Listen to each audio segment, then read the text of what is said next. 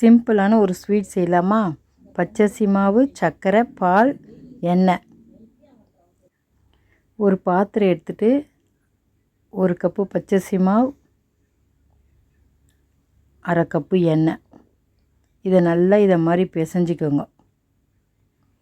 புட்டுக்கு மாவு பிசைகிற மாதிரி நல்லா பிசைஞ்சிருங்க. இங்கே பார்த்தீங்களா, புட்டுக்கு மாவு எப்படி பிசைவோம் அதே மாதிரி பிசைஞ்சாச்சா? அது கூட கொஞ்சம் பாலை ஊற்றி இதை மாதிரி பிசைஞ்சிக்கோ. சப்பாத்தி மாவு மாதிரி பிசைஞ்சு எடுத்துக்கோங்க. கொஞ்சம் கொஞ்சமாக பாலை ஊற்றி பிசைஞ்சிக்கோங்க. பொறுமையாகவே பிசைஞ்சிருங்க. ரொம்ப தண்ணி ஆயிடுச்சுன்னா உருண்டை பிடிக்க முடியாது. இதை மாதிரி நல்லா பிசைஞ்சு வச்சுருங்க. இப்போ இந்த மாவு எடுத்து கொஞ்சம் கொஞ்சமாக ரவுண்டாக பிடிச்சி வச்சுக்கோங்க. இதை மாதிரி மாவு எடுத்துருங்க. இப்போ இதை இப்படி பிடிச்சி ரவுண்டாக பிடிச்சி வச்சுக்கோங்க.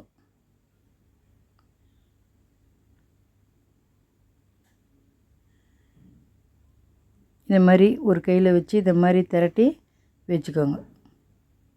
குண்டு குண்டாக பிடிச்சி வச்சுக்கோங்க. நமக்கு தேவையான சைஸு பிடிச்சி வச்சுக்கலாம்.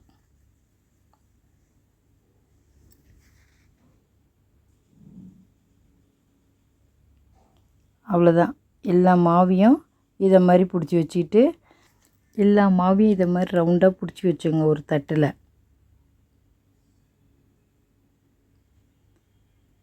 பாருங்கள், இதை மாதிரி சின்ன சைஸாக பிடிச்சி வச்சுக்கணும்.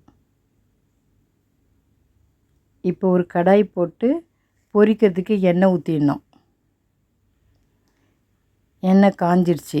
இப்போ ஒவ்வொரு உருண்டையாக எடுத்து பொறுமையாக போடுங்க. வேகமாக போட்டிங்கன்னா தெறிக்கும் எண்ணெய். இந்த மாதிரி மெதுவாக போடுங்க.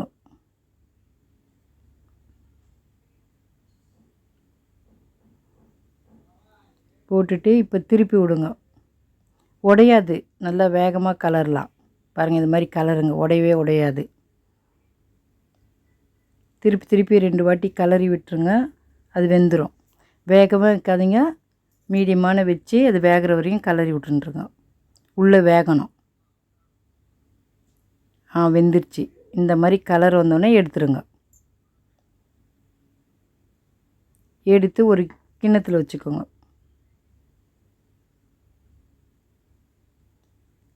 திருப்பி எல்லாத்தையும் போட்டு அதையும் அதே மாதிரி திருப்பி திருப்பி விட்டு எடுத்துருங்க.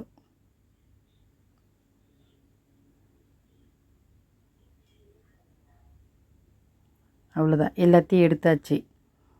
இப்போது இதை எப்படி செய்யுதுன்னு பார்க்கலாம். இதுக்கு பாகு எடுக்கணும். ஒரு கிண்ணம் போட்டு அதில் கொஞ்சம் போல் தண்ணி ஊற்றிட்டு நம்ம எடுத்து வச்ச 1 கப்பு சர்க்கரையை எடுத்து அதில் சேர்த்துருங்க. அதை நல்லா கரண்டி வச்சு கலக்குனிங்கன்னா கரைஞ்சிரும் சர்க்கரை. கரைஞ்சிடுச்சு.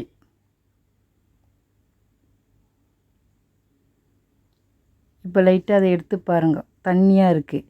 இப்போ கொஞ்சோண்டு தண்ணியில் ஊற்றி பாருங்கள். இதை பாருங்கள், இதை மாதிரி சும்மா லைட்டாக கொல கொலன்னு வந்தவுடனே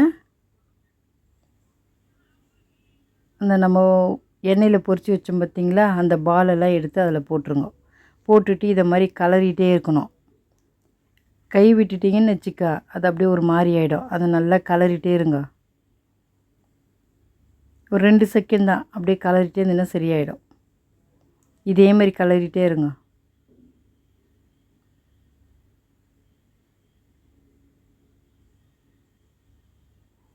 வேகமாலாம் வைக்காதீங்க, சிம்மில் வச்சு கலருங்க.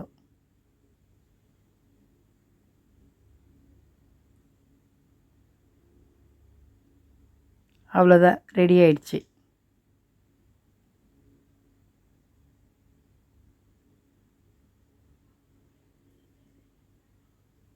இப்போ ஸ்டவ் ஆஃப் பண்ணிவிடுங்க.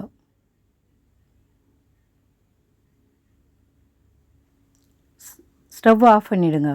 ஆஃப் பண்ணிவிட்டு இதை 2 வாட்டி இப்படி இப்படி கலரிடுங்க. நல்லா கலரிட்டிங்களா? அவ்வளோதான், ரெடி ஆயிடுச்சு. இப்போ எல்லாத்தையும் எடுத்து ஒரு கிண்ணத்தில் வச்சிடலாம்.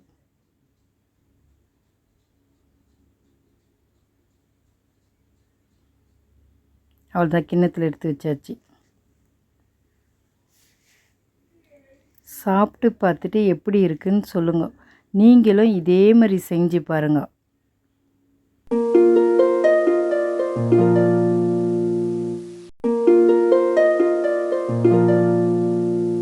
லைக் பண்ணுங்கள், ஷேர் பண்ணுங்கள், மறக்காமல் நம்ம சேனலுக்கு சப்ஸ்கிரைப் பண்ணுங்கள்.